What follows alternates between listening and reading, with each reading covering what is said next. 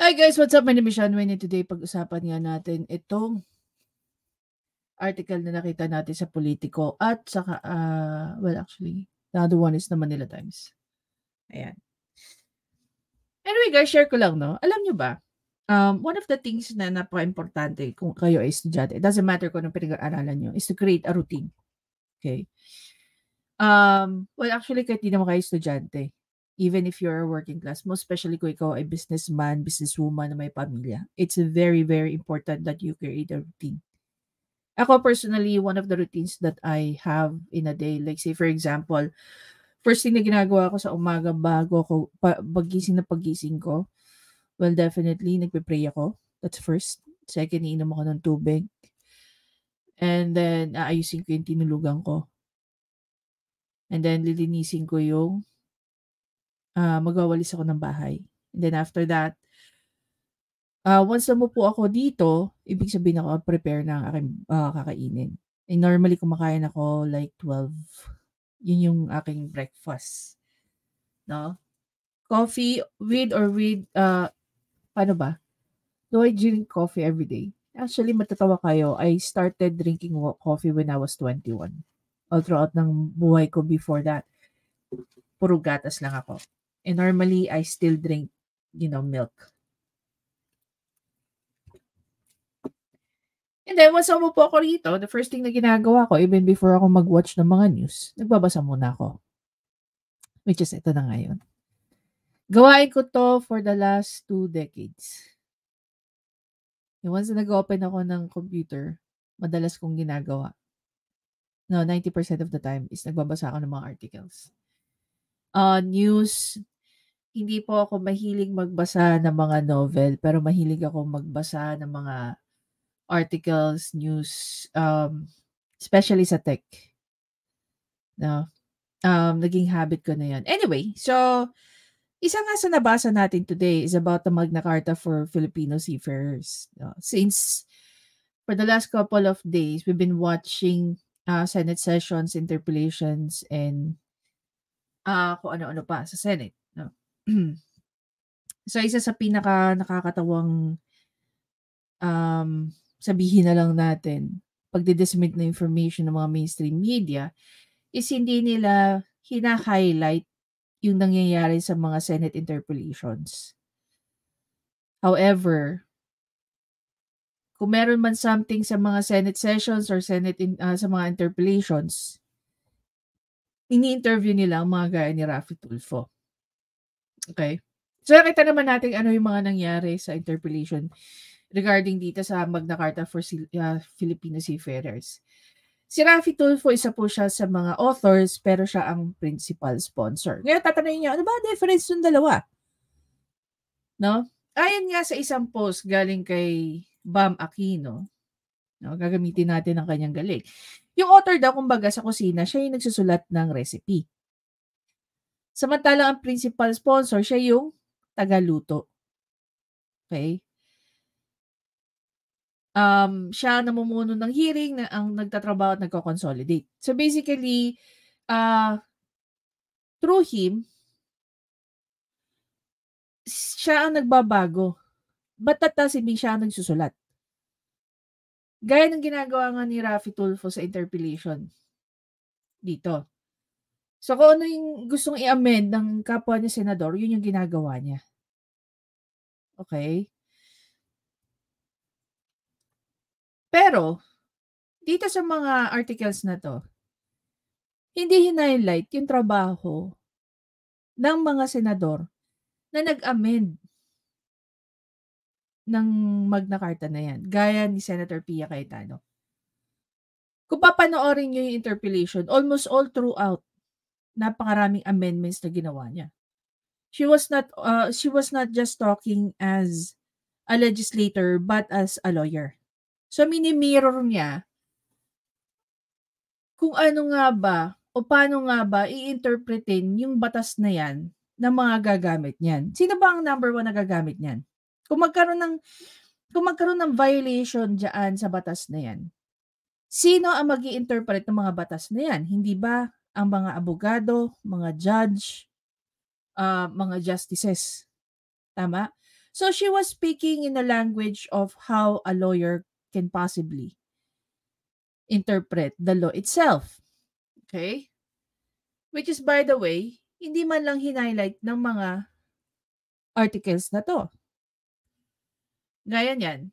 Ayon nga dito sa article ni Politico, the broadcaster turned Politico is the principal sponsor and one of the authors of the Senate bill. That was approved Wednesday with 14 votes in time for the celebration of the National Maritime Week. I just like to stress it out as well na the Senate approval came 2 days after President Marcos certified the bill as urgent.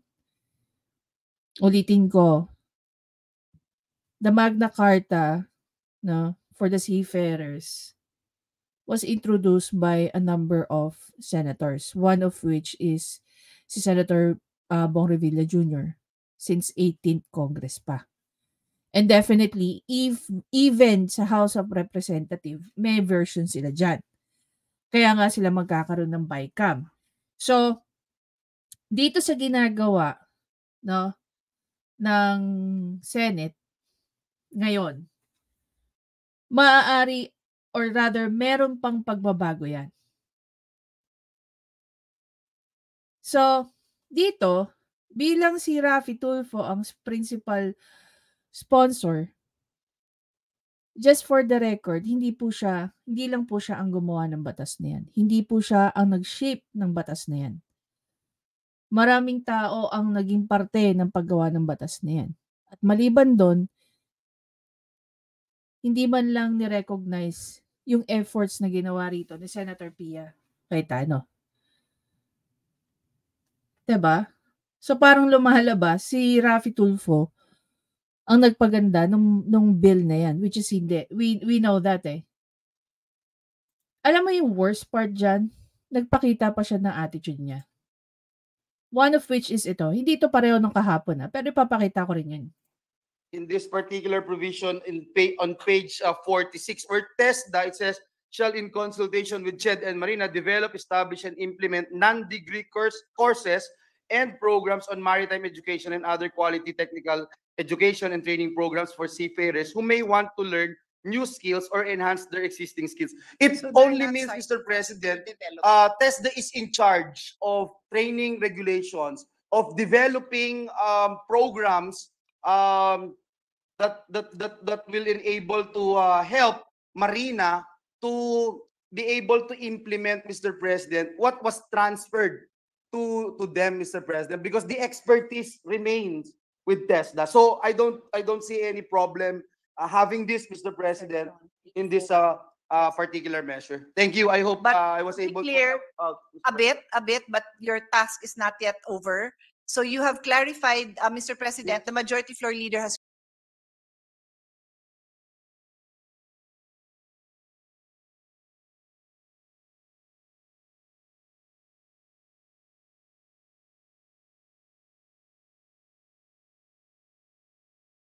clarified that Section 84 remains relevant. Yes. Okay guys, kitang-kita naman dito na hindi lang naman si Raffy Tulfo ang kinokorek niya, but even Joel Villanueva. So my question is whether the sponsor believes it is necessary to identify each government agency that a seafarer needs to seek certification from. And so when I asked, he mentioned 3, and then I thought of Your Honor, and I asked TESDA, and the answer was yes, but the Majority Floor Leader says no. So that is precisely my point. Baka mamaya, pag pinasa natin to, mag-insist na, hindi, punta kayo sa TESDA. If I understand correctly, Majority Floor Leader is saying, no, you don't need to. But the response that I was given just before you walked in is papasok si TESDA. So this should be clarified. If it is STCW, it's no longer with TESDA when it comes to certification. What is stated here, Your Honor, distinguished colleague, is that TESDA remains would remain the certifying body in developing programs. But Yes. not the Training individual, but Yes. not certifying the Yes. individual. They are certifying the The programs. programs, Mr. President. Oh. Yes, that's what I May I mean. That's what interject? it means, Mr. May, President. if the agencies are enumerated on section 24, Your Honors, why don't we just put there, we mentioned section 24, or section 84. For example, only seafarers certified by appropriate government agencies. No, Mr. President, Section 84 includes NLRC.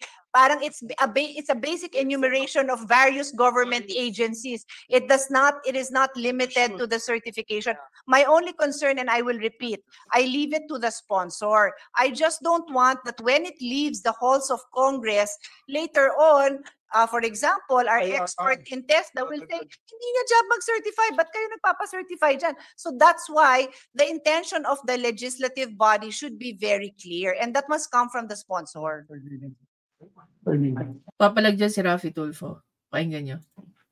Okay, but you test the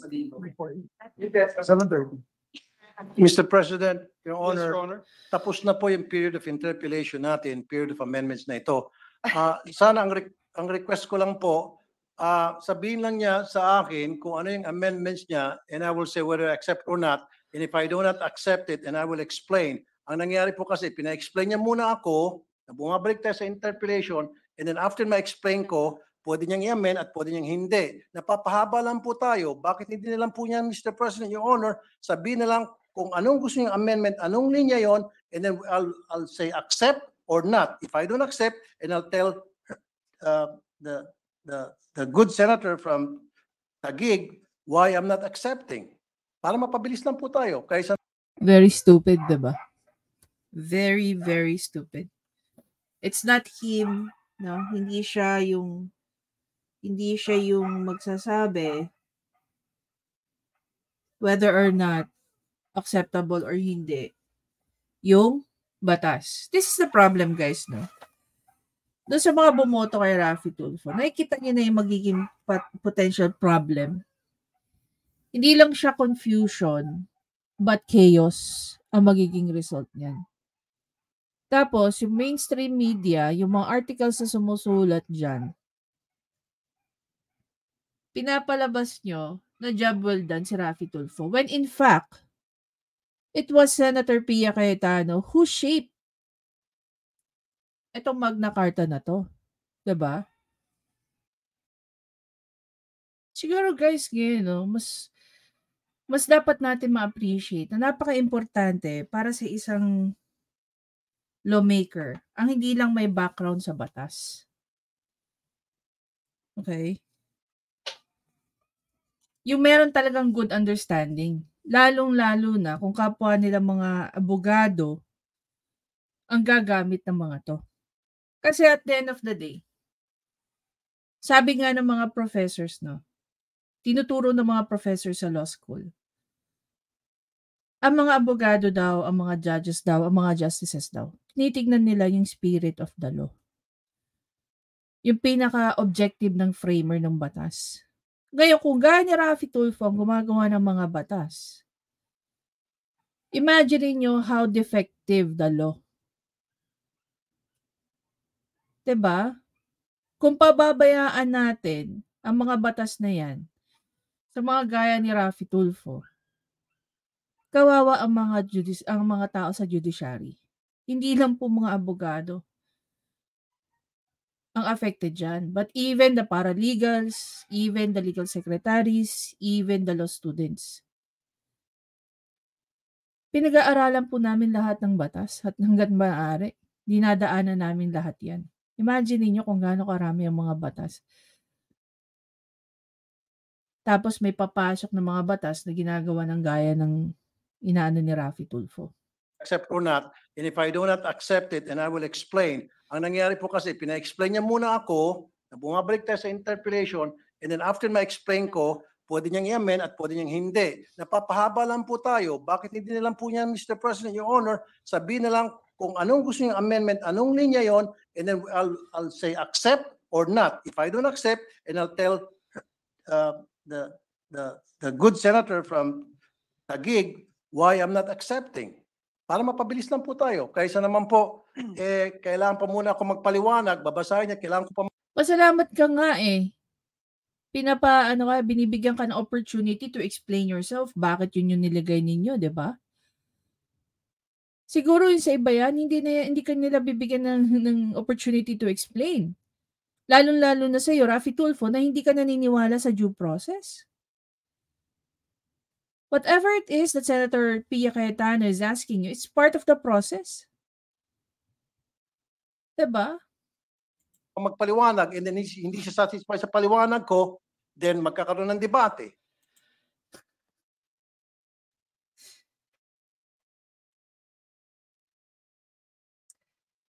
Alam mo, nakakapagod ng gamitan ng salita si Raffy Tulfo ng bobo, tanga, or something. Sa totoo lang, nakakapagod. At kapag halimbawa na satisfied siya sa paliwanag ko, then hindi na siya mag-amend. Ano ba dapat? Ano ba dapat? Pag na-satisfy siya, dapat mag-amend pa rin? Common sense. Oh my God. Umahaba lang po tayo, Mr. President, Your Honor. Kung gusto niyo po, maglatag na po ng banig dito. Sa kapunan. Welcome to legislative work, Mr. President. No, hindi naman po gagawin.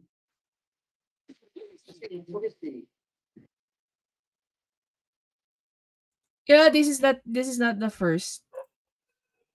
Remember this one from yesterday. Your address, and it says domicile, then that is different from residence. If it says residence, then that is different from domicile. And I would insist that Philippine law would govern. So the obligation of government is affected if he will not be able to return the seafarer to the place of domicile, because that is different, that could be very different from the place of residence. So it is important that His Honor tells us what is the intention. Where do you want the seafarer to be returned? Okay. I thought, Your Honor, my team already talked to your team and they already agreed on that matter. Your Honor, it is the sponsor and I who will agree. No. So- I understand, Your Honor, but for the sake of brevity or for the sake of na para mapaiksi tayo and Pero kailangan ho nagkakaintindihan tayo yung dalawa. magkakaintindihan tayo, Your Honor. Magkakaintindihan tayong dalawa, Your Honor. Bakit? Alam mo, hindi ko ito naitanong. No? Yung staff ba ni Raffy Tulfo ang binoto ng taong bayan? O si Raffy Tulfo? Para yung staff ni Raffy Tulfo tsaka staff ni Senator Cayetano ang mag-a-agree. Natin pinag-aawayan yung domicile and Ito natin pinag-aawayan. Place of Iwanag residence. ko lang po ang use of terms natin because they have significance, Your Honor. what's the significance? What is the significance, Your Honor? What's the significance of domicile and place of residence? This is my biggest fear. No? That was part of this this Senate session na sinasabing in-explain daw kay Raffy Tulfo ng mga resource person niya. So I don't know exactly kung paano niya naintindihan. Okay? Kasi dito pa lang, you can go over the video ng paulit-ulit. Maraming beses in-explain ni Senator Pia Cayetano that sa Philippine setting, sa Philippine law, there is a big difference between a resident and a place of residence and the domicile. Not only that, there are jurisprudence na ini-explain din yon. Another thing, maliban sa paulit-ulit na in-explain ni Senator Pia Cayetano yung difference ng domicile at saka ng residence sa Philippine law, paulit-ulit din hinihingi ni Raffy Tulfo na explain sa kanya yun. So I don't know. I don't know kung gaano ka-accurate na naintindihan ni Raffy Tulfo yung in-explain sa kanya ng mga union members na seafarer. At saka yung mga grupo. What's so Your important? Honor, your lawyer should be the one informing you what is the difference of domicile and residence. Oh my God. Finally, no? Finally, somebody just slapped into his face na ano ba ang function ng lawyer mo kung hindi nila ma-explain sa'yo. And definitely, dumaan naman yan sa legis team niya, which is mga lawyers yon, I will presume. I've already been pointing out that there is a difference.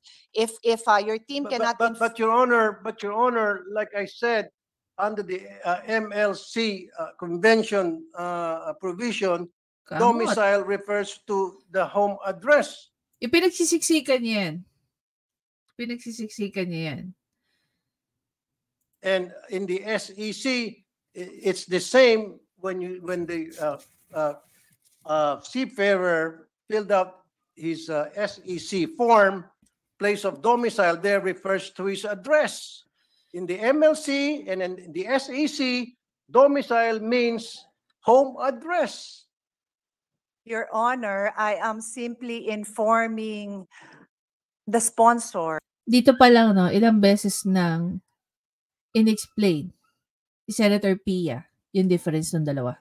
that under Philippine law, there is a difference between I domicile understand, Your Honor, but it is residence. already understood I don't really think so. I really don't think so. under the MLC provision, domicile means home address, and under the standard employment contract, which the seafarer signed, the word domicile refers to his home address. Okay, so I will ask His Honor a question. When the seafarer indicates a home address, yung po ba kaya ang kanyang temporary address sa Manila o yung po yung kino-consider niyang permanent home niya sa probinsya? Alin kaya ho yun dun?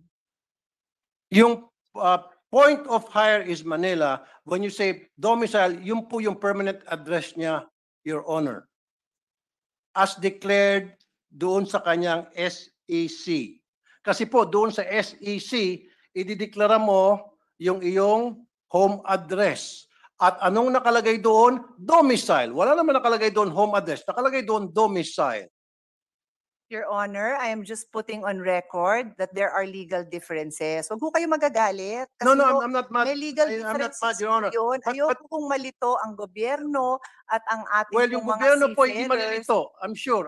Sir, I there are guarantee you, the legal government differences. So if has we do not suspended. clarify, Hindi naman natin pwedeng baguhin lahat dahil lang sa kagustuhan mo para mas Session suspended. Ah, 'di ba? Ganyan siya kabastos. Guys, ganyan siya kabastos.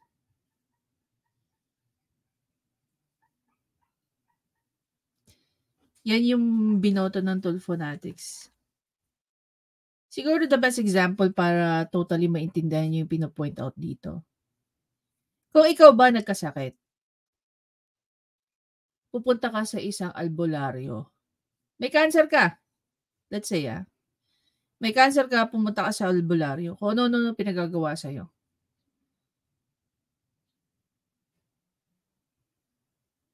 Hindi ka gagaling. Kung ano pa iinom sa yung herbal medicine, hindi ka gagaling. Yung albularyo, yung si Raffy Tulfo. Yung oncologist, yun yung expert sa cancer.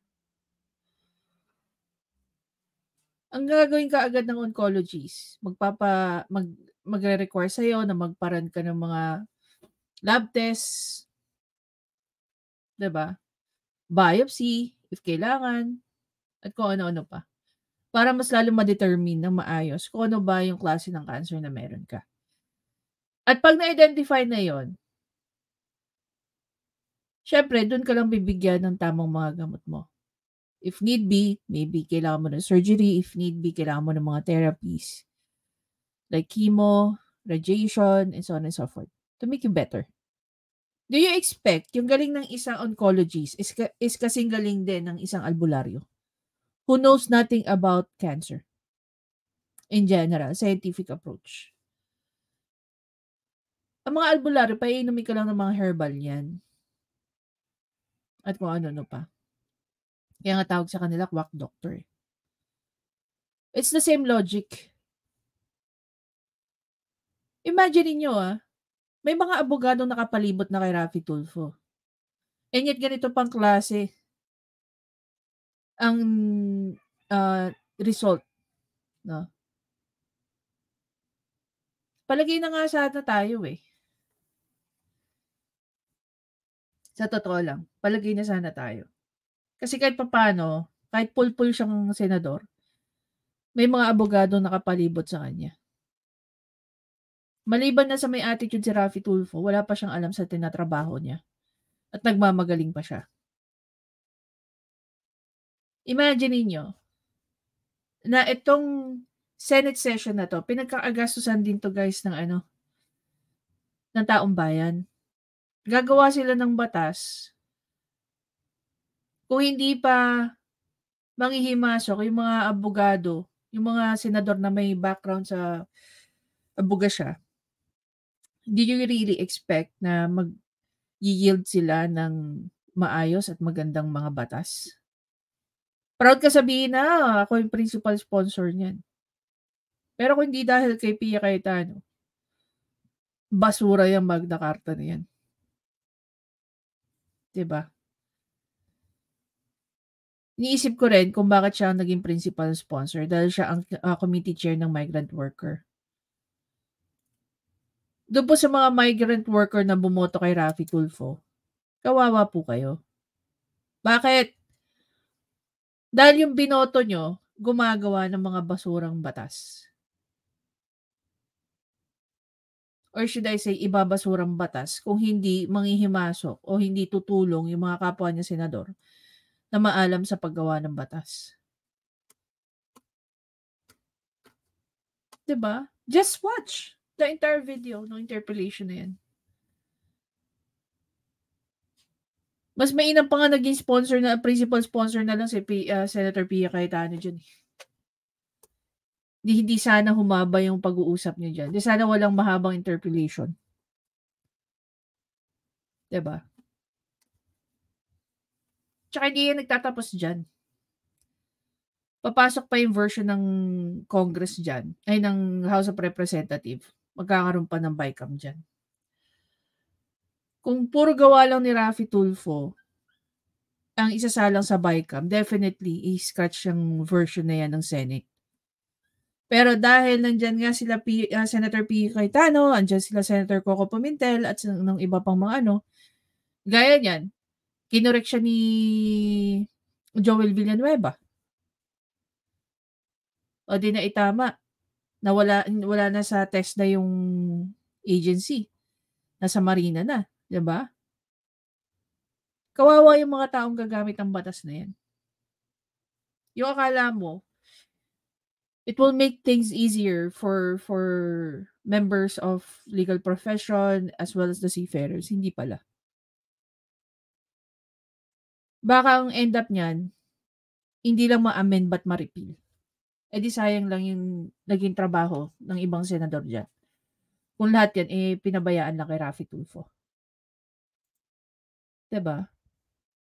Anyway guys, again, maraming salamat sa panonood. Please don't forget to subscribe, like, and comment. Again guys, maraming salamat ng paulit-ulit na maraming beses for watching all the videos that I post here. Mag-iingat po, enjoy the day, and I'll see you in the next video. Bye guys.